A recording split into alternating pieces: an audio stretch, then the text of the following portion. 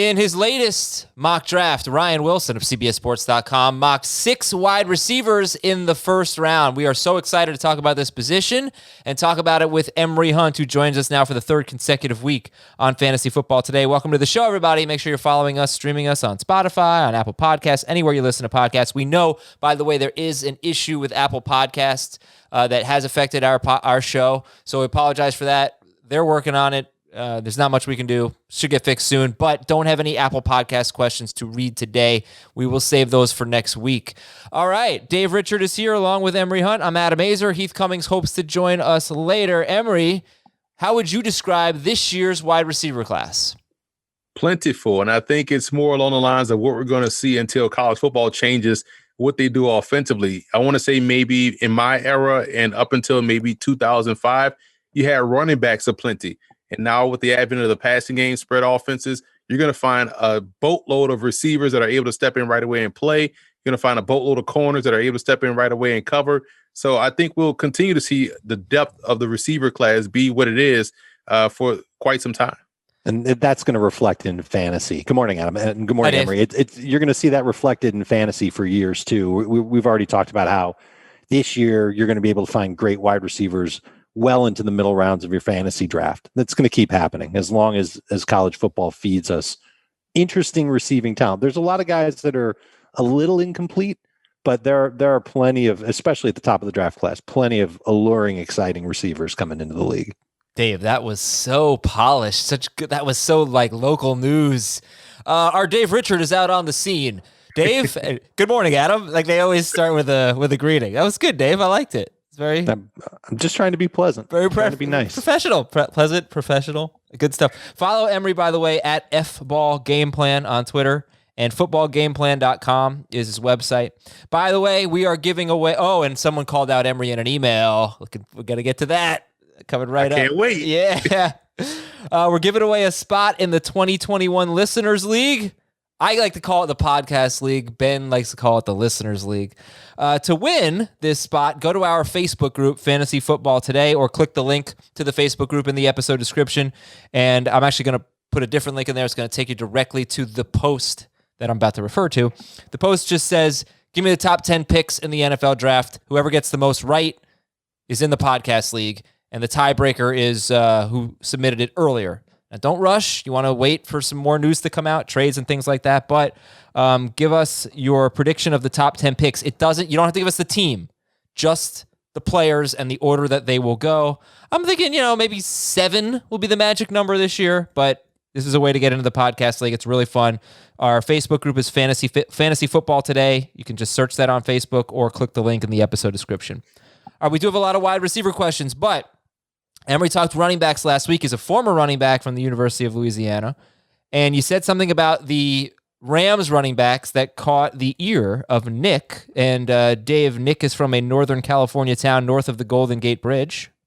St. Helena. Oh, yeah, wait. Chico. Isn't Chico where Aaron Rodgers from? Sure. North of there? Might be a little further north. Sure, he says like he knows. Let's go with St. Helena. Okay. Dear John, Jeff, Peyton, and Andrew. I believe those are number 1 overall picks. Those are Colts quarterbacks. Who's the John? Harbaugh. Oh, okay. No, Jim. It's Jim Harbaugh, yeah. Not John Harbaugh. Yeah, those are number 1 picks. John Elway, Jeff George, Peyton Manning, right. and Andrew Luck. Right. All right. So I have really liked the info Emory Hunt has given on the podcasts. That said, the one take of his I am not sure I agree with is Cam Akers. I was surprised that he thinks that Darrell Henderson could play that big of a role on the Rams next year. Cam Akers was so awesome in the 2 playoff games, I would have assumed he continues in the lead back role. Do you guys see it that way? So, Emory, give us your thoughts again on the Rams running backs. That really stood out to me as well. Yeah, what do you think?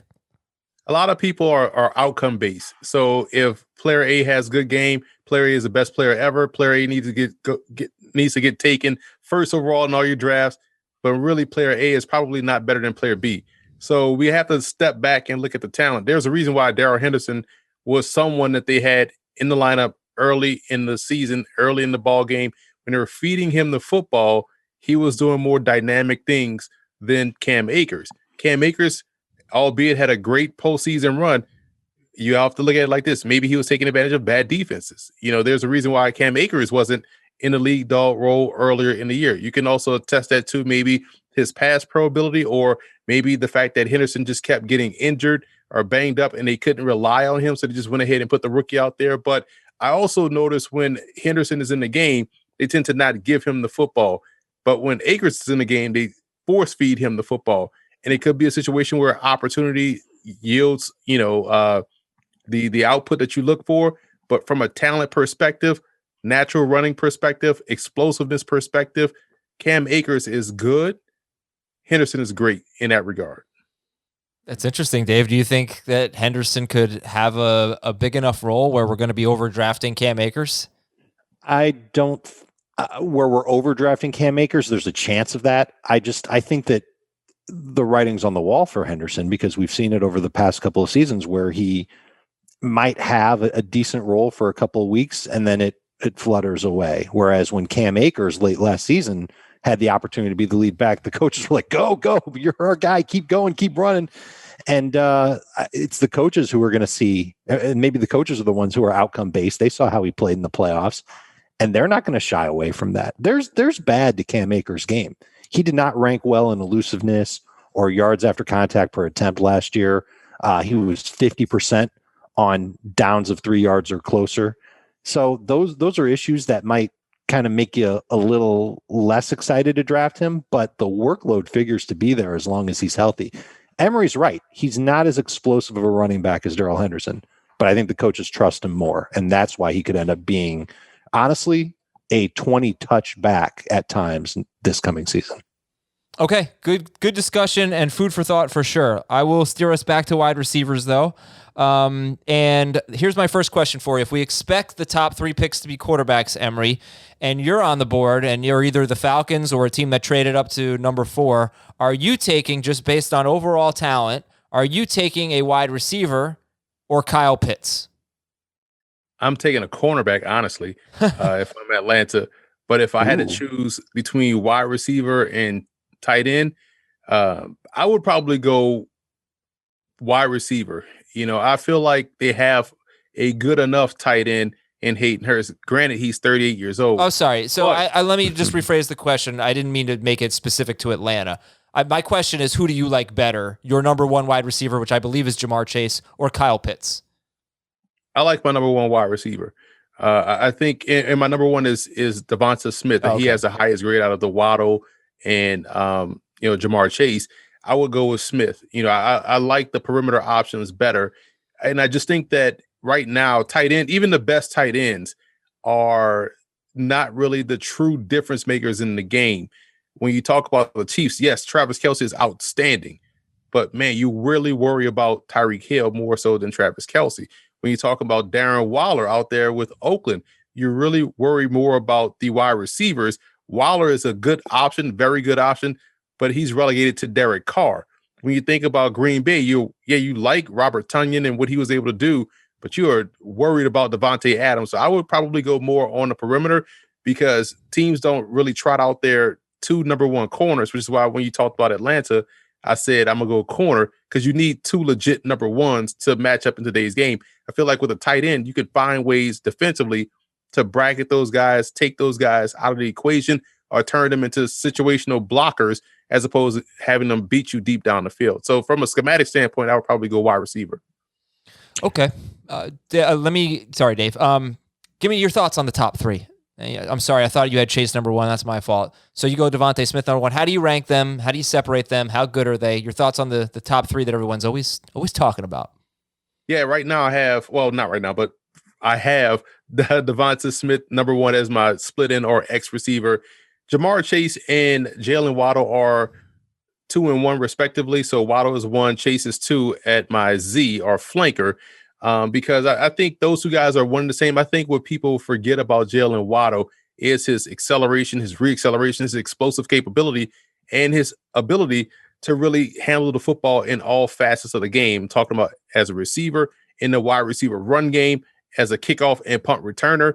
He's just a dynamic talent that you want out there on the field. Slot receivers, it's a little bit more of a mixed bag. I have Tutu Atwell, number 1. I do like Elijah Moore out of Ole Miss. I'm a big fan of Anthony Schwartz out of Auburn. So there's a couple of guys there that you could find, to be your slot receiver, let's say in round 2, more so than anything. But as far as the top 3 guys, Chase, Waddle, and Smith, you can't go wrong with any one of those 3 and try to make them your number 1. Dave, your thoughts? First, I'm taking Pitts over Chase if I'm just, ex NFL team, and I'm just going to line up Kyle Pitts out wide. He's 6'5", and he runs a 4.4 and humongous catch radius. I'll just use him as a wide receiver. We can call him a tight end all day, but he'll be used as a wide receiver. Chase is my favorite receiver in the draft class just because I think he's the best all around and safest prospect. I was kind of surprised by his 40 time. That seemed a little better than I thought he actually ran on film, but the guy can do it all. He can make plays downfield. He can make plays after the catch. He's got really reliable hands. He's got good enough size. And I just think he's got the fewest flaws of all the other receivers in the draft class. Waddle, explosive for sure, a little undersized. Smith, polished route runner, great hands, plays bigger than he is, but also undersized. And you can keep going down the list with other receivers in the class. There are going to be nitpicks on them. I think Chase has the fewest nitpicks, and that's why he's, in my opinion, the best receiver in the class. And we're really excited, Emory, from a fantasy standpoint for these guys. We think they have stardom in their future, or at least these top 3. Do you see it that way? Are we talking about studs here? No, you start all 3 of those guys, all 4 of those guys, if you include Pitts, because they are the impact players. They are the game changers, the game breakers that we like to talk about, especially in the backfield. But we talk about out wide. You need guys that can get up and go get the football. You need guys that are able to separate, and you need guys that can score the ball once they have it in their hands. So all 4 guys can do just that. And I think that's the area where you look at, well, why would you take this guy over that guy? Well, can he score? Can he take the ball away? Those 2 things I always look at. So if you talk about defensive backs, can he take the ball away? I want him on my team. Offensive players, can he score the ball? I want that guy on my team, and I want him early. I want to do player comps with you. We'll start with these 3, and then later in the show, we'll do a lot more wide receivers. But you tell me an NFL wide receiver that we can compare these guys to. So let's start with Devonta Smith. Marvin Harrison. Earlier in the summer, if you would ask me about Devonta Smith, I would have said Ted Ginn. I thought he was a bit one-dimensional, just get down the field and go. But this year, watched him just develop as a route runner and watch him work himself short to intermediate to deep down the field and be consistent in that regard. He reminded me a lot of Marvin Harrison and what he was able to do out there on the perimeter. Jamar Chase, I saw something very interesting about Chase that kind of makes sense. I saw a comparison to Steve Smith. I was like, wow, that actually makes a bit of sense. They both are aggressive when the ball's in the air. They both have that speed that you didn't think they have, that they can pull away from coverage and really separate. So I'm going to roll with Steve Smith with Jamar Chase. I like that comparison. Okay. And how about Jalen Waddle? Waddle to me is, Joey Galloway, Rocket Ishmael, that type of explosive speed that you just don't understand how fast someone moves until you're out there on the field. And they're just literally pulling away from guys that are in full pursuit, running their top end speed, which is probably like 4 or 5, but that's just a different level of second and third gear and maintaining that gear. So I would probably go with a Rocket Ishmael, Joey Galloway comparison. Dave, have you seen any destinations that you really don't like in these mock drafts, the first 11 or 12 picks for any of these 3 wide receivers? I'm a little unsure of Devonta Smith going to Philadelphia, although what I know about Nick Sirianni is that he is a wide receiver whisperer. He does a really good job working with receivers. I've talked to a former receiver of his and how he credits Sirianni with changing his entire career trajectory because of what he does with receivers, and he may not have to do that much with Smith. It's the quarterback situation that really kind of bugs me there, so I'd probably feel that way if Waddle went there or if Jamar Chase somehow ended up going there too. We talked about Detroit. There should be a lot of targets for whichever receiver goes there, but again, quarterback, Jared Goff being there, don't really see that offense being great for wide receivers, especially wide receivers who excel downfield. That's something that Jamar Chase did a great job of at LSU. Those would probably be 2 spots. I'd be a little nervous about Arizona and Miami for just this year if a receiver went there, just because of all the time, or just because of all they've got to wait for other receivers to leave there. Devonta Parker would have to leave Miami before a number one could truly step up. It's almost like the same thing when Judy went to Denver last year and Cortland Sutton was there. And we said, well, it's going to take a little while for Judy to overtake Sutton. We might be waiting a while. Same thing with CeeDee Lamb going to Dallas last year. Mm-hmm. This gives me a chance to bring up another point, Adam, and that is that destination for wide receiver, I think, is huge for fantasy. It's probably the biggest thing. I was thinking this morning about this. Michael Thomas, amazing that he went to New Orleans, right? And the fact that he was catching passes from Drew Brees, getting a ton of targets. What if he had gone to the Jets? Would Michael Thomas still be Michael Thomas if he was playing in that Jets offense for the past few years? Or would he be somebody that we were barely drafting or not drafting at all? No, he's a great fit for the Saints, but right. But that's what I'm saying. I think it's going to matter a lot. I think it's a bigger deal for running backs. Emery, I'll throw you in this mix here. Is fit a bigger deal for running backs or wide receivers? Is it a huge deal for both? And I'm just starting to think, how many great wide receivers are really hampered by their quarterback play? The Jets would be a terrible example, but they haven't had a great wide receiver. At least I don't think they have. So I don't know the answer there. But look, like Amari Cooper was really good with Derek Carr. He wasn't amazing, but he was really good. I guess you could say Dak Prescott took his game to another level. Andy Dalton, AJ Green was a superstar with Andy Dalton. Odell Beckham was a superstar at the end of Eli Manning's career. So I think that great wide receivers can typically transcend the quarterback situation, except for Brock Osweiler. Whereas, I don't know what the deal is with running backs. Offensive lines are so big there. Emery, what's your take on this little debate? Yeah, I agree with Dave. I think. Oh, come on, Emery! You're cutting him off. Cut his mic. Think about why you see wide receivers get fed up. If you are running essentially cardio all day and no passes go your way, you're frustrated. At least as a running back, when they call a play, I'm getting the football. When they call a pass play, you may not be in the progression. You may have to run a clear out route or whatever, or you may just not be the primary target. And so it could be tough out there. However, when you look at the receivers that we're talking about and look at their quarterback situation, Andy Dalton was a good prospect coming out of TCU and landed in a really good situation where he had 3 good receivers. Even when those receivers moved on, he had 3 more good receivers. So, and they were able to thrive. We don't see this situation out there. People are questioning whether or not Henry Ruggs was a good pick. Why? Because he's out there in Las Vegas with Derek Carr. They're not questioning whether or not he can play.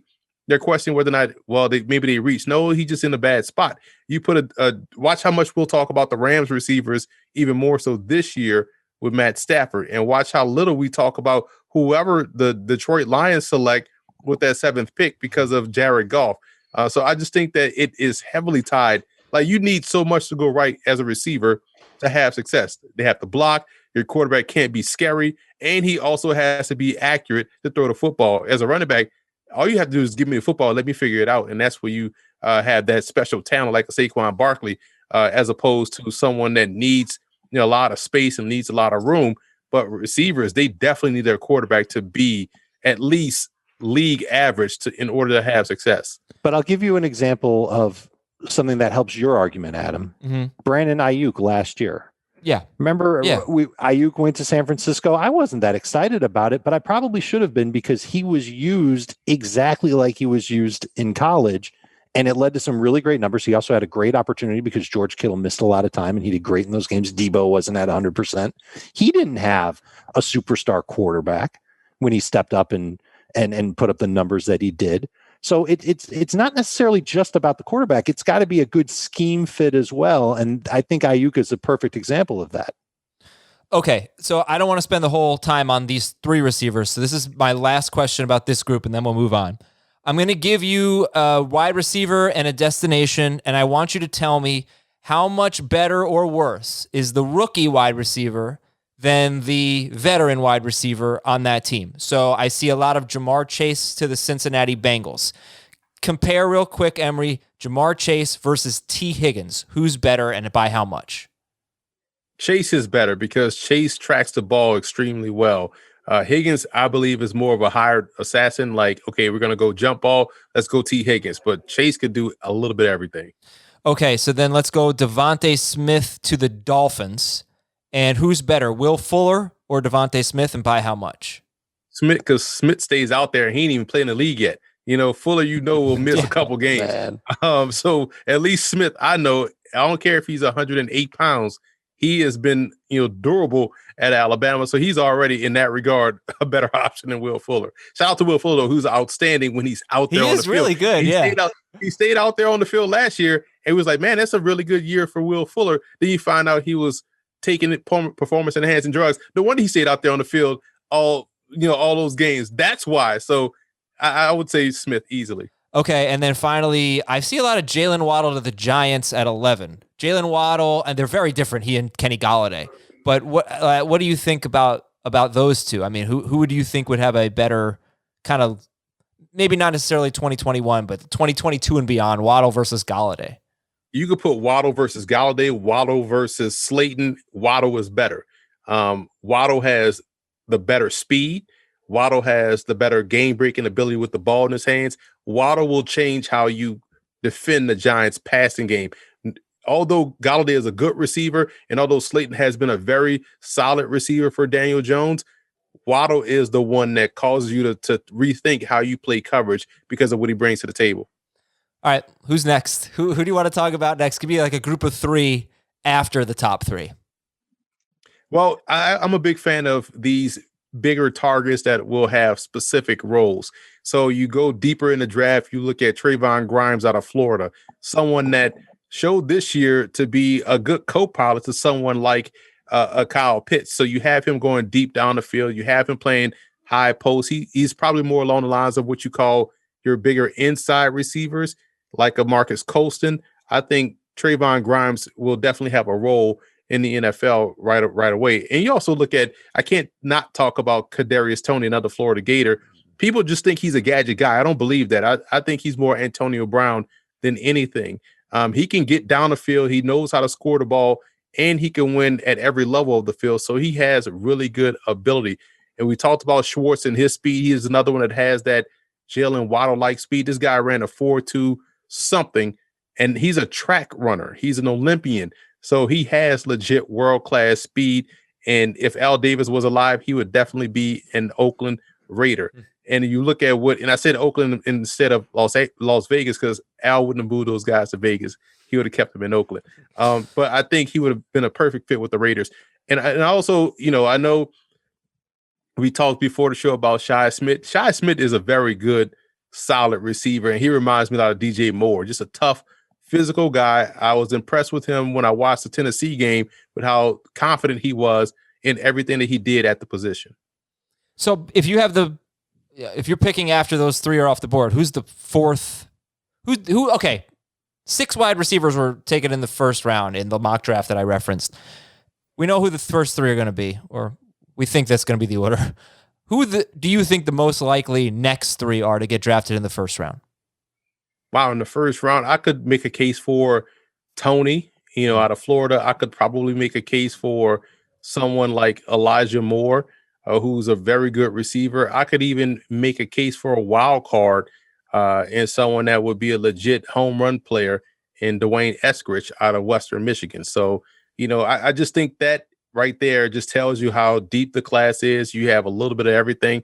It's like walking into, Toys R Us for the first time as a kid. You're like, wow, there's so many options, as opposed to walking into your local convenience store and you see like, instead of He-Man, you see like He-Person, right? It's just not the right say. It's just a knockoff brand of He-Man, right?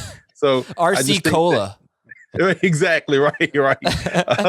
So I just think that, with all the options we have, and that's why I'm able to break it down into different positions, because all of these guys will play different roles, but they're all fantastic options. Dave, how about you? I mean, look, Rondale Moore, Kadarius Toney, Rashad Bateman, Terrace Marshall, Elijah Moore. Those are, I think, kind of the more common names we hear in this discussion. Yep. Who are you looking at? Well, there's positives and negatives to all those guys. The one that's my favorite is Toney, and we've already talked about him. The fact that he's this slippery, explosive receiver who his highlight reels are ridiculous. But even when you watch him on plays where he's not even targeted, he's getting open. So there's a lot of excitement for him, and he's 5'11" and almost 200 pounds, which in this class makes him one of the bigger guys compared to some of the other ones. You talked about Elijah Moore and Rondale Moore. They're both a little undersized. That's going to be a theme with the receiver class this year. Yeah. And they're fun. There's no question about it. I look at Elijah Moore, I see Deebo Samuel. I don't know who I see when I see Rondale Moore, but he's like a lighter version of Kadarius Toney, but he's got like an injury history to go along with it. He's a little bit better, in my opinion, than Elijah Moore. I would take Toney ahead of them. And I wonder if there's going to be a little bit of a rush on bigger wide receivers because there aren't a lot of big receivers overall in the draft class. So that's where Rashad Bateman comes in. Not a burner by any stretch, but a good route runner, really good hands, seems NFL ready to be like a possession receiver. Kind of the same things we were saying about Justin Jefferson last year. And then Jefferson went out, got a ton of targets in Minnesota and had a monster year. I'm sorry, who were you talking about that you just... That was Rashad Bateman. Rashad Bateman. Yeah, because Terrace Marshall... Do we see any Justin Jefferson comparisons there? I mean, this is a guy, he's got size, he can play in the slot, can get downfield. He's okay at getting downfield. He's got good acceleration when he's got space, but I don't think he's necessarily got great speed overall. And he's got some injuries that you just heard Daniel Jeremiah mention it on a conference call, but significant injuries in 2017, 2019. I think he could be a good player. I think he does have some upside, but again, that's another one. Landing spot's going to matter so much for him if he can really play to his strengths as an inside and outside receiver and just be in a position to be in single coverage a lot. I think he could learn to outmuscle defensive backs for footballs and continue to be a big play threat like he was at LSU. Emery, what do you make of, by the way, I just noticed your shirt says Emery. That's really cool. What do you make of the height? Yeah, there's a lot of small receivers who can take jet sweeps and wide receiver bubble screens and yards after catch, do a lot of dynamic things with the ball, but not necessarily big outside receivers, at least maybe the ones we're going to be taking in the first day or first 2 days. What do you make of that with this class? I'm always, size is not a skill. So in that regard, I'm glad we're seeing more shorter, smaller guys get the pub that they are getting as far as first round hype is concerned. But someone like Terrace Marshall, first of all, we need to go to petition.org and somehow someone get an N in there because Terrace is kind of it's confusing to me. You see it and you say like Terrace, but Terrace is kind of, it's just all right. Well, I'm gonna have a ghost in there somewhere. But for him, he's 6'3", he's about 200 something pounds, but he runs 4.3. And he has the explosiveness. He's like Justin Jefferson in that regard to where he's a bigger guy that can play across the formation. And so, yeah, we're seeing bigger guys. And this is something that I always had as a philosophy. If I were coaching, I would want my bigger guys on the inside and my shorter, faster guys on the outside. Bigger guys kind of hold the safeties in the middle of the field and kind of hold them over top and leaves that open space, that track meet on the outside where those shorter guys that are explosive, that can win off the line of scrimmage, can get downfield, and they eliminate that safety help because they're worried about those bigger guys over the middle of the field. So I like the way that we're thinking here in the NFL with these guys that are shorter but getting a lot of respect. Who do you think is overrated in this class? In this class? Yeah. Oh man, overrated has a negative connotation, right? So one guy that I think game just doesn't, rise to the occasion, so to speak, is probably Rashad Bateman. I see Rashad Bateman being closer to Tylan Wallace than, being closer to Jamar Chase. And Wallace is going to be a solid receiver. I think he's a good possession guy. I see Bateman more along the lines of that. I see Bateman, to be honest, more along the lines of what we saw from his former teammate, Tyler Johnson. So I see someone that's a solid receiver. I see someone that's going to definitely be a chain mover, but I don't see the difference maker that you see in the Jamar Chase, in the Devonta Smith, and in the Jalen Waddle, those receivers in that class. Rashad Bateman, by the way, if you look on a website, you're going to see 6'2", 210. He measured in at 6 foot 190.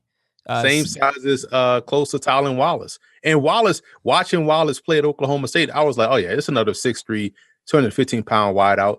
I was shocked to just look at his height and weight. He was 6 feet 190. I was like, nah, he plays bigger than this size. That's crazy. And so Bateman, if you told me Bateman was 6'2", 210 and watching Minnesota play, I would legit say, yeah, he's 6'2", 210 easily. I was shocked that he was measured shorter than 6'2" because he looks 6'2". So those guys play big. They play bigger than their size, but I think they're more of second round talents as opposed to top 15 talents. A lot of good receivers are going to go in the second round. It's going to be really exciting. All right, so who's underrated? Who are some sleepers? And can I first ask about Tutu Atwell? Because I feel like he might be an answer for you. But he's another small, 165 pounds, but he's really fun. I think you like Tutu Atwell, right? Yeah, he's my number one slot guy. And it's funny because on the combine the medical checks that they just came back from, he measured it at 149. So even smaller than the 160. Okay, I think I've been eating really poorly lately. I think I weigh more than Tutu Atwell. How am I supposed to draft him on my fantasy team? First of all, you got to catch 149 before you can hit and hurt 149. Therein lies the rub. I caught it with some mint chocolate chip ice cream over the weekend. I think I caught 149. I got it. I'm talking about speed wise. I know. No, so that's the thing. Now, granted, not everybody that's 149 is Tutu Atwell. But what makes Tutu Atwell isn't the fact that he's 149, it's the fact that he's explosive in all directions. He shows the ability to get downfield. He tracks the football how you saw Deshaun Jackson track the football coming out of Cal. So I think there's a role for a Tutu Atwell, someone that I would want on my team. So yes, he was probably one of my more underrated guys. I also look at some guys from bigger schools. Josh Imortabebe out of Illinois, explosive as all outdoors, played with a pro coach in Lovie Smith and was outstanding despite the quarterback play at Illinois. So that's someone that probably is going to go in round 3 that can end up being that Tyler Johnson that we saw for the Tampa Bay Buccaneers. You also look at Austin Watkins Jr. out of UAB, another top tier explosive guy. I think his speed and explosiveness is legit. He could legitimately be a starting gunner on your punt coverage team and really affect the game in that regard. Him, Kawan Baker out of South Alabama, another explosive talent. Baker is someone that you can move around the formation and have success with. And we don't talk enough about Frank Darby. I think Darby has a role out of Arizona State.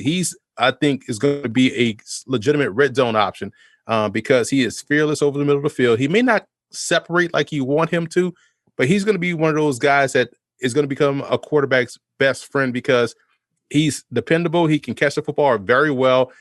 He plays a physical game. He'll probably end up being one of those target monsters on a quarterback deficient team. You like those terms that I use right there? That was me getting a little bit analytical in that regard. But I do think that's where he can fit. I felt like I was surprised by his size, Emery. He measured up at 6 foot 200, and I remember him flashing last year when I was watching Ayuk. Speaking of Ayuk, watching him play, I thought he'd be a lot bigger and a lot stronger of a receiver. So I agree with you. He's going to be another one of those under the radar guys who, if an opportunity is present for him, could be very good at the NFL level. Okay, Emery, let's do some player comps for, I don't know, 5 or we'll see. I'm sure you can do it for everybody, but we'll do some of the more household names, I guess. Rondale Moore, tell me about him. Who's a player comp? Rondale Moore is exciting. He's dynamic. I think he's more along the lines of Jamison Crowder than anything. You want to see Rondale Moore stay healthy because I think when we talk about him, we're talking about him in terms of his freshman year. He really hadn't played much since then. But his one game back, the first game back against, I want to say, Minnesota, he was just dynamic. So I see him more as a Jamison Crowder type than anything. Kadarius Toney. Antonio Brown. Right. Brown was more of that catch and run guy at Central Michigan and early in his Pittsburgh career. I see the same type of trajectory for someone like Kadarius Toney. Wow. Rashad Toney has off-field incidents in his past like Antonio Brown does in his current. Tony's also a musician like Antonio Brown tried to be this year, but Tony's a lot better at rap than Brown was.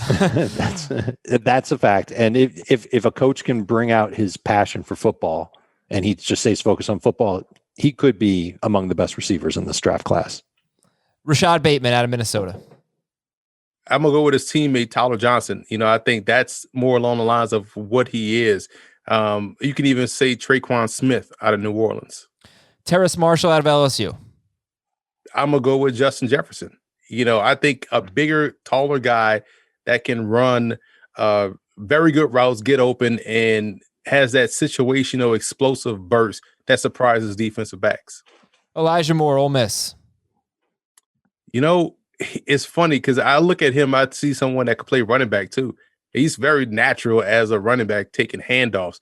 But for someone like him, I can probably go I'm thinking of Steven Smith Jr. or Steven Sims Jr. for Washington. Someone like that not the taller guy, Cam Sims, but the shorter one, and Steven Sims. Okay.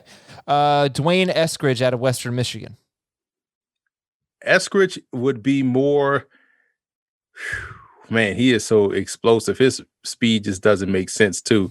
I would say Tavon Austin, someone like that. Because again, Eskridge was a stellar corner at Western Michigan last year.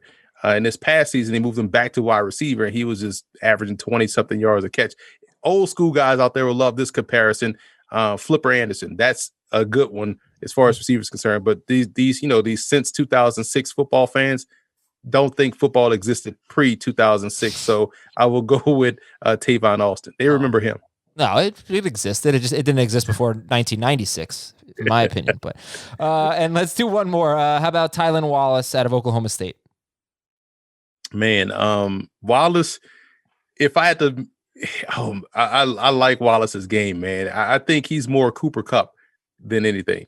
I like Wallace, and because I was gonna go, old school guy. I was gonna say someone like Andre Reed. I was gonna say someone like Isaac Bruce. I know naming Hall of Famers, but I'm giving you body type and style. But contemporary, I'm going with Cooper Kupp. I think he can, or even Robert Woods, to be honest, another guy that's kind of similar to what you see from Tylan Wallace that plays bigger than their size. Finally, if you are re-ranking the 2020 wide receiver class, who would your top 3 be? Out of which receivers? Because remember, I have like 1,000 names in my head. All right. Ruggs. So I'll do it in the order they were drafted, if I remember correctly. Ruggs, I think it was Judy, Lamb, Jefferson, Rager, Ayuk, Higgins, Pittman. I don't know. I'm probably forgetting some. But, those guys. Who are your top 3? I had it Ruggs, Judy, and Lamb, right? And so I'll probably go Lamb, Ruggs, and then put Pittman up there. Whoa. Where's Justin Jefferson? Justin Jefferson, to me, is still, if I had to re-rank him, I still see him as, he was my number 1 or number 2 slot receiver, I believe. But I do see him as a solid receiver. I think Kirk Cousins is pushing the ball right where, the underneath area of the field. So it's almost like when you look at Michael Thomas, is Michael Thomas really the dynamic receiver, or is he the direct beneficiary of getting so many targets, right? And so for me, if I'm always going to gamble on explosive speed. So I love how CeeDee Lamb scores the ball. You saw that at Oklahoma. You saw it in Dallas. This dude, it will not be denied.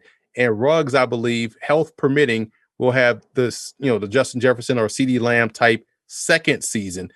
So I'm still going to keep that in mind. I'm not going to overrate what I saw last year. It's really interesting. So you never probably would have thought that Michael Thomas was the best wide receiver in football, as a lot of people did a year ago. Right. I mean, if you look at his yards per catch, if you're talking about hands, yes, he has the best hands in football, because to make those contested catches, albeit on a lot of shorter routes, you have to have some tremendous hands. His hand-eye coordination is outstanding. But as far as guys if I'm a defensive coordinator, I'm not necessarily worried about Michael Thomas. I'm more worried about guys that could beat me deep down the field. It's interesting perspective, Dave. Step out of the fantasy realm. I totally get it. Yeah. But that's the difference between fantasy and reality. Right. It's that Michael Thomas, going back to what we were saying earlier, Michael Thomas has this amazing opportunity year after year to be the target hog in New Orleans. It pays off in fantasy. Justin Jefferson had the exact same thing. These guys aren't the most talented receivers athletically. They're given a chance to get a lot of work and to make plays with it. All right. A good example would be, think about what's the tight end for Jimmy Graham? Think about Jimmy Graham in New Orleans and Jimmy Graham outside of New Orleans. Jimmy Graham in New Orleans was Kellen Winslow reincarnated. He was, the new age tight end. Outside of New Orleans, it was Jimmy Graham that played at Miami, right? And so I think situation kind of dictate how you look at players and judge players. Now, granted, Michael Thomas is a very good wide receiver because he is able to consistently get open. Even though people may say his routes are limited, but he's open all the time. That tells you he has good route running. He has great hands. He's a very good receiver. But if we're talking about from outside of fantasy, if we're talking threats, he's not the biggest threat.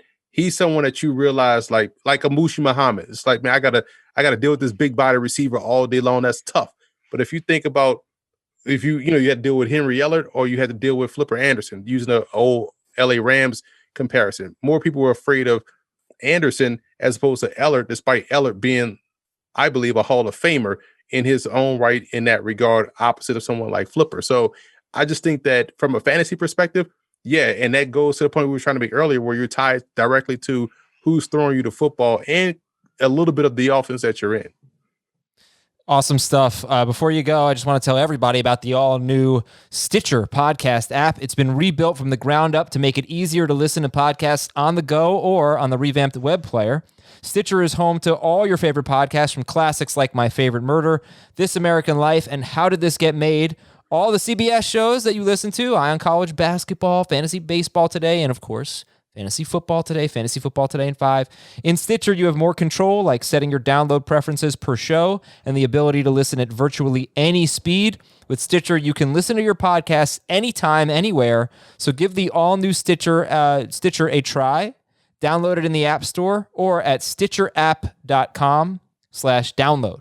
I've been using the Stitcher app for a long time, and this is a great, great app now and a great, great product. Emery, thank you so much for coming on. I'm not sure I don't know that we're going to speak to you next week, so enjoy the draft. It's finally here. I appreciate that, guys. I will be coming to you live from Cleveland. I'll be out there covering day 3 for CBS Sports HQ, so looking forward to it. Excellent. I'll talk to you then. I'll be around on day 3. Yes. Yes, we are looking forward to it. We're going to have podcasts Thursday night, Friday night, and some point Saturday, by the way, reacting immediately to what we see in the NFL draft. All right, that's Emery Hunt. We're going to step aside, see if we can bring Heath on for a little bit. We're going to read your emails and go through some news and notes. We'll be right back. Well, Heath has more important things to do. He can't make the show today, unfortunately. Had a personal conflict, but we are back to talk about some news and notes and your emails. Fantasy football. We're not going to read your emails. We're just going to talk about your emails at fantasyfootball@cbsi.com. Dave, great emails this week. Awesome. Yeah. Let's get to it. No, we're just going to talk about them. But Joe Burrow is ahead of schedule and expected to be ready for week 1. So that's cool. Everybody's always ahead of schedule, Dave. How often do you see, he's behind schedule? That's true. You don't see it very often. No. But it's always still good to like see him. Like the Bengals have posted videos of him walking out onto the field to throw the ball around, and he had a pretty gross injury. So it's good that he's on track to be ready to go for week 1. This is all talk. You're right. Let's see if he's ready to go for the beginning of training camp. If that's the case, then we can put any fears aside about him starting slow. Averaged almost 20 points per game last year in the 10 games he Averaged played. 40 passes per game too. I know everybody would be excited if they took Jamar Chase, and I guess it would make sense long-term for the Bengals if they did, but they've got to protect. They have to protect Burrow. They can't let him play behind a bad offensive line, potentially for several years if they go and take Chase with their first-round pick. So it's either Chase or Sewell, basically, in all likelihood. This isn't a franchise that typically trades down very often. Maybe if the Broncos are desperate to get a quarterback, then they trade down with them, and then they can still get one of the top 2 offensive tackles theoretically at 9. Yeah, if you think that maybe Pitts is there or Chase is just this generational talent, I think you got to take him. I think they got to take Pitts if he's there. If it's Chase, I'm not sure if he's in the same type of like. He's definitely the best receiver in the class. I guess he is. Yeah, a lot of people. It's a really tough call. I'm not sure what I would do here, but maybe I am sure. Maybe I would just say you got to protect the franchise quarterback. Bengals know that great quarterbacks are hard to come by. Brown's talked about it. So the smart thing would be to protect Burrow, unless they've got a really good beat on offensive lineman. That'll be there in round 2, round 3. Chris Carson said that he and Rashad Penny can be one of the best rushing duos in the NFL. Rushing duo, we don't like those. I'm starting to lose my love for Chris Carson, to be honest with you. Just the fact that he's been beaten up the past couple of seasons, and when he has played, he's delivered about half the time, which is good for fantasy. It's not great. I don't want people to overrate him as anything more than a number 2 fantasy running back, and not even one of the best number 2 fantasy running backs. He's a solid number 2 fantasy running back who you might lose at some point during the season. Getting Penny with him on draft day, it shouldn't cost you a lot. But he's become, I don't know if I'm ready to say he's the best settle for RB2 to draft, but he's toward the top. Like, I'd rather have him than Melvin Gordon, but he's a running back that you settle for. You don't target him anymore. Tampa Bay GM Jason Light said the team has had talks with Antonio Brown during the offseason. Philadelphia head coach Nick Sirianni won't declare Jalen Hurts the starter. Basically, it was a broader discussion about how he just wants competition at all positions, So, right. He's going to beat out Joe Flacco. The question is he going to beat out a rookie? But, yeah, we'll see. I'd be surprised if they took a quarterback in round 1. I'd be surprised if there's a quarterback there for them in round 1. What if they took one in round 2? Do they have a second round pick? I think Hurts is better than Davis Mills and Kellen Mond right now. Kansas City is open to re-signing their 2 starting offensive tackles from last year who are currently not on the team, Eric Fisher and Mitchell Schwartz. Replay officials can now help referees on plays that were not challenged. So that's good. That's really good. No reason not to use technology to our benefit here. And now, running backs, wide receivers, tight ends, defensive backs, linebackers, they can all wear single-digit jersey numbers. So that's cool. I don't really care about this stuff, but other people do. So I was going to ask Emery what jersey number he would wear, because running backs can now wear anything from 1 to 49. But I didn't ask him, so... They can wear a number in the 80s now, too, right? They can. 1 to 49 and then 80 through 89. That would be weird to me if I saw 84 at running back. Montgomery. Right. Flashbacks to Ty Montgomery wearing 88 in the backfield. Yeah, that'd be weird. And you gotta know everybody's jersey number now. I guess so. Okay, emails at fantasyfootball@cbsi.com. This is from Austin. Hey, George of the Jungle. Friend of Strong as he can be. Yeah. Could you guys discuss general league rules around the tight end position and how shallow it is in recent years? What are some ways to make it more balanced? My league is considering replacing the tight end position with a tight end wide receiver flex spot, for example. That's probably the easiest thing to do, is you just eliminate having to start a tight end each week, and you just lump in all the tight ends with wide receivers. And then on draft day, I don't know, maybe 7 or 8 tight ends actually get drafted. It pushes their value down. You won't see, I don't think in that format, you'll see more than 1 tight end go in the first 15 picks. Not even sure Kelsey. What, a wide receiver tight end spot? Right. No chance. Now you've got wide receiver tight end spots. Right. You lose scarcity that pushes them up. Right. You lose the positional advantage that those 3 guys have because nobody's starting Evan Ingram or Mike Gesicki or something. Nobody cares about them.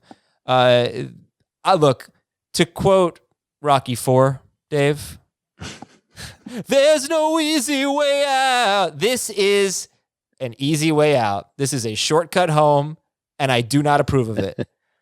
You don't like it. Step up and play the tight end position, and you have to make that difficult decision that is so fun in fantasy that leads to so much debate. When do I take Kelsey? When do I take Kittle? When do I take Waller? And by the way, those guys are probably only going to get more valuable after the NFL draft because the Ravens are certainly looking at wide receiver, and the Lions are probably looking at wide receiver. And that could definitely make Mark Andrews and TJ Hawkinson less appealing. And when that happens, there was another one that already became less appealing from free agency, right? Who am I forgetting here? The middle tier of tight end. Hunter Henry and both the Patriots. Hunter Henry and Jonnu Smith. This is setting up to be potentially the most top-heavy year at wide receiver that I can remember. I have a bad memory, but don't get rid of the tight end position. Just make the difficult decision because it is a huge part of fantasy. It is great strategy, and I don't want to see that go away. I approve this message. Okay, from Sal. I currently have 6 starting running backs in my Dynasty League. My worst are Sanders and Montgomery. I have a strong team, lost in the championship by 2 points. I also have Tyreek Hill and A.J. Brown and Kyler Murray. All right. Is it a bad idea to keep 6 running backs so the other teams are hurting for them? Or do I not worry about other teams and trade for another wide receiver or try for one of the big tight ends? It's a 3-receiver league with 2 flexes, by the way, so he can start up to 4 running backs. You always won't be shy to trade away from depth, whether it's in season in a regular year-to-year fantasy league or in a dynasty league like this. So you look at your running backs and you find a team in your league that's really thin on running backs and might overpay for one of yours, and they've got good wide receivers, and you work something out. Don't give them away. Don't undervalue your running backs just because you have 6 of them. If Montgomery and Sanders are your worst, right, that means that you've got some really good running backs. Right, but think about a trade for one of the big 3 tight ends. Could you get Darren Waller for David Montgomery? I doubt it. No, you're going to need to give up something more. I would Kelsey do that, might be the one that I would go after just because in Dynasty, he's older. And, what if Kelsey is on a team that was below 500 last year? Maybe they're rebuilding a little bit. Maybe they'll take a younger back like Montgomery and a draft pick, or maybe he's got a young tight end that he can throw in. Yeah. Something that can help that team develop and become a contender while he tries and contends for the championship. Now he's got a lot of work to do after losing the title game by 2 points. All right, yeah. From Grant, from a small town in Missouri. East St. Louis. Hey, real quick, Schrager, have you seen Rocky IV? Probably. I've seen them all, but what's the difference? What's the difference? Oh my God. I mean, what's the difference? Are you kidding? The 30,000 foot view, I get that. It's a movie with a boxer who overcomes the odds 4 times. Well, not necessarily. Well, yes. Sorry that there's not a Rocky where he, upends a crime on the street. But he doesn't win every time. It's the same story. I just go away, man. All right, 10-team PPR Superflex Dynasty. I know I'm fired up today.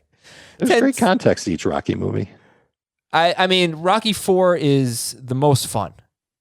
It's not the best, but it's the most fun. Mm-hmm. Okay, 10-team PPR Superflex Dynasty League. Give up A.J. Brown and pick 202. No. Get them. Okay. So let's start with what he gave up. He gave up Ronald Jones, DJ Chark, 106 and 205. And he got A.J. Brown in 202? Yeah. Ring the bell. That's a win. That's a win. Yeah, That's let me a see big if win. I have any type of sound effect that resembles a bell. Ding. It's a win. By the way, I forgot to mention 49ers. Gallman to the Niners. Okay, how about this one from... That's not fun, by the way, because he can muddle stuff up, and I wonder if that means that the Niners aren't going to draft a running back. Or if they do, that might mean that Gallman hits the street at some point. I'd rather them... If I'm hopeful for Jeff Wilson or Raheem Mostert, I'd rather them have Wayne Gallman than of course, rookie. than a rookie. Yeah. I would too. But it's still, Gallman's coming off a solid year, solid running back, was available to them. They took the chance on him. You don't think he's going to work into that run game a little bit at some point this year? When the other guys get injured, sure. Okay, Dave. Yes, he might, even when they don't, but they will get injured. Not a lot. The joke I was making, yes. Right. Dave, I don't have a name or a city here. It's Barbara from Dubuque, Iowa. Hey, Molina, Pujols, Carpenter, and Waino. She's obviously from St. Louis. I have absolutely no idea. Those are Cardinals. Okay, 14. Pujols is on the Angels. Yeah, but he's a Cardinal legend. 14-team PPR contract league, max 5 years on all rookies. My team is rebuilding. I have picks 1-1, 1-7, 1-11, 1-13, 2-1, 2-10, 2-12. So that's 7 picks in the first 2 rounds, 4 in the first round. Should I combine some of these picks and try to get another pick in the top 7 or 11? What's a good jumping off point? Also, should I try for 2022 picks since I've heard that this class isn't very deep at the skill positions? I don't know. Maybe not a running back. At wide receiver it is. Dave, but it's going to be a deep at wide receiver every year. Yeah. Dave, would you 14-team PPR, would you package some picks? Yeah, I would try and consolidate to get one more top 7 pick. Keep 1-1, keep 1-7. Use one of your other firsts and maybe 2 of your seconds to try and jump back in. And then you'll have 3 of the top 7 players in the draft. If it's a 1 quarterback league, do your best to get Pitts out of this. Don't forget you should probably get Pitts, a receiver, and a running back with 3 of your first 7 picks, assuming you can get back into that top 7. Ideally, try not to give up 2-1, as if you're giving up 1-11 and 2 second-round picks, you try 2-10 and 2-12. See what happens. And this is from Larf. Hey, John, Andy, Brian, Allison, and Claire. Some of them are in Guess Who? The board game. I believe that's the Breakfast Club. Okay. I think John, Brian, and Claire are definitely. Claire is the only one I think in Guess Who. Yeah, it's a Breakfast Club. Eat. That is a movie you don't need to see. The first half of that movie mesmerized me as a teenager. I think the second half bored me as a teenager. I think you have to have seen it in the 80s to really like it. And you probably would have loved it. But the conflict between Bender and Principal Vernon was always, you had to stop whatever you were doing to watch it. Yeah. Okay, 14-team PPR, 2 QB, up to 3 keepers. You don't have to keep any, though. Who would you consider keeping? 14-team PPR, 2 QB league. Ezekiel Elliott, last season of his contract, 13th overall pick. DeAndre Hopkins, 16th overall, 2 more seasons on his contract. Kyler Murray in round 4 last season. Terry McLaurin, round 5, 2 more seasons. Marlon Mack, no. Tannehill, round 8, 2 more seasons. Jonnu Smith, round 12, 2 more seasons. Darrell Henderson, round 17, 2 more seasons. Thanks, by the way, the best sandwich hands down is peanut butter and Miracle Whip. Whoa. It's probably good. I'd try it. Probably good? You're going to try it? I would try it. Yeah, it sounds good. We need to get back on trying unique sandwiches. I guess I'll try it, but I am very skeptical of that combination. Well, Kyler has to be one of your keepers at round 4, even if it's for 1 more season. Tempted to get Tannehill as well, just because it's a deep 2 quarterback league. So I feel like that's the safe thing to do. And not keeping Henderson. As of now, I'm not going to keep Jonnu. McLaurin is interesting. Round 5, 2 more seasons. Terry in the 5th round, when you can keep 3 guys, it's like the 7th or 8th round. What's better, Hopkins in round 2? I can't decide between that and Zeke. Okay, Zeke in round 1, Hopkins in round 2, 3 picks apart, or McLaurin in round 3. It's or round 5 with Zeke. Like, you're not going to get him back if you throw him back. Well, you might. It could, because it's 2 QB. I don't know how many QBs are going to be kept. Probably not. Well, we've narrowed it down to 4, and we know that Kyler's one of them. So you've got to pick 2 from Zeke in 1, McLaurin in 5, and you can keep him for 2 more seasons, and Tannehill in 8, who you can keep for 2 more seasons if you want to. I'm going Tannehill and McLaurin. I'm going to say that if you're confident you can draft a quarterback with your 2nd round pick or your 3rd round pick, and it's somebody who's at least as good as Tannehill, throw Tannehill back, and then you can keep Zeke for the year, keep McLaurin for 2 more years, and with Kyler. Okay, Ben, what do you think? If you're not worried about getting those quarterbacks, though, if you just think you're not going to get it because people are going to typically hold on to quarterbacks, then you got to keep Tannehill. I think Tannehill is an auto start in a 2 QB league, so I'll take him that late. Yeah. Right. So I don't know. I like Terry there, but you can make a case for Zeke too. End of round 1, probably not going to be there. Yeah. All right, Drago. Thank you very much. And let's face it, like McLaurin's not going to be there in round 3, much less round 5. Mm-hmm. That's a guy you're redrafting in round 2 if you have to have McLaurin back on your team. It's a 14-team league too. Keep that in mind. Yeah. I mean, that just, to me, it just makes me lean toward Tannehill, because the odds are you're not going to find a quarterback as good as Tannehill in round 2 or round 3. Certainly not at a round 8 value. We are done. Done for the week, unless there's some breaking news. Back on Monday with Ryan Wilson to talk about his latest mock draft. He does a lot of them. And the fantasy impact. And yeah, we're getting ready for the NFL draft. So go to our Facebook page. Check that out. I got the link in the episode description. And get into that draft contest. And we'll talk to you on Monday. Have a great weekend, everybody. Want more of the Fantasy Football Today podcast and nonstop year-round fantasy advice? It's simple. Hit the subscribe button and hang with us all throughout the year.